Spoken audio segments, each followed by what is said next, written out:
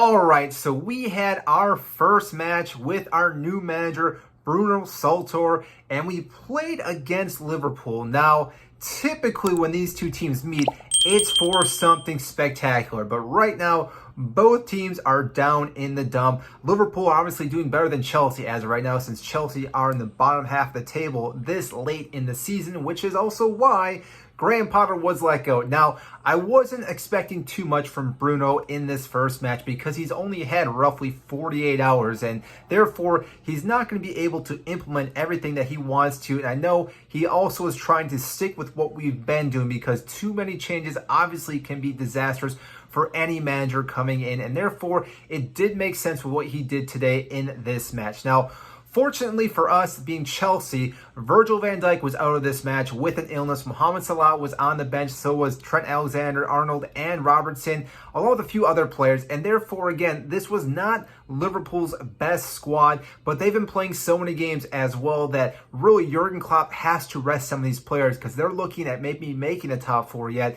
And this was probably a game that they could rest players, because Chelsea, like I said earlier, have not been playing very well, and therefore Jurgen Klopp knew that he could possibly bring almost his B squad in and almost beat us, and it almost did happen. But we did not lose, and therefore, again, I want to rate Bruno's first game and what he did in this match. Now, obviously, like I said just earlier, he did stick with normal formation. We did 3 in the back with wingbacks with Reece James and Ben Chilwell, which, again, made total sense. We did go with Cucurella, Koulibaly, and Wesley Fofana, and Wesley Fofana, tip my hat off to this guy, because he played a phenomenal game today, and he definitely blocked at least 1 or 2 chances that Liverpool could have probably scored, and therefore he did help Kepa keep a clean sheet. I think the rest of the defenders did fairly well in this game. The real difference, though, was our midfield. Now, obviously, Conte's fully fit now.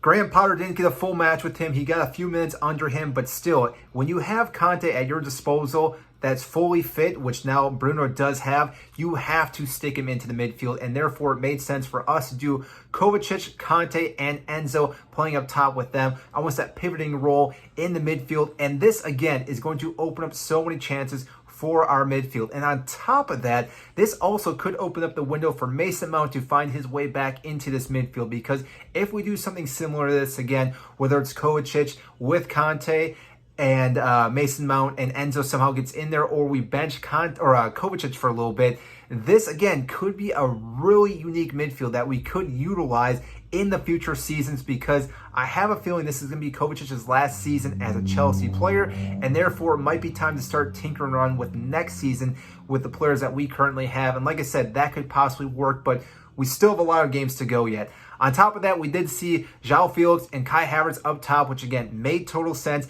but we didn't have those extra wing players like Mudryk, Sterling, Ziyech, Noni. None of those players started, which, like I said, did make sense, because a lot of those players have not been playing well, whereas our midfield, Enzo, Kovacic, and Conte, definitely deserved to start, and therefore it made sense for what Bruno did.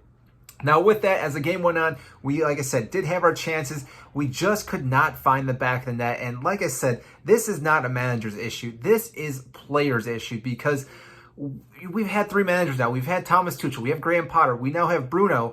And same thing happened today for Bruno's first game. Again, it's only 1 game that we're looking at, but still, we cannot finish our chances when we need to. We've had plenty of chances in all these games, yet we cannot find the back net, which is why we are sitting in the position that we are sitting right now. And again, that's nothing at Bruno. This has been this whole season already, and we need a solid number 9, and hopefully we can do that this summer. But overall, what Bruno did in this match, made a few changes, brought on Conor Gallagher. We've been running that course this entire season. Didn't get anything out of it, but we did get a draw today. So therefore, I'm going to give him a B+ on today's rating, because I think overall we did well for, again, only having 48 hours to be our new manager or interim manager, to then go play against Liverpool, who, again, yes, have been struggling, but are still an elite team. And on top of that, we have been having our drought in goal scoring, which again has been all season long. So there were a lot of things going against us, and the fact that we were still able to draw this game 0-0, keeping a clean sheet is always a good thing, really does show that maybe we can still get a few points for the rest of this season.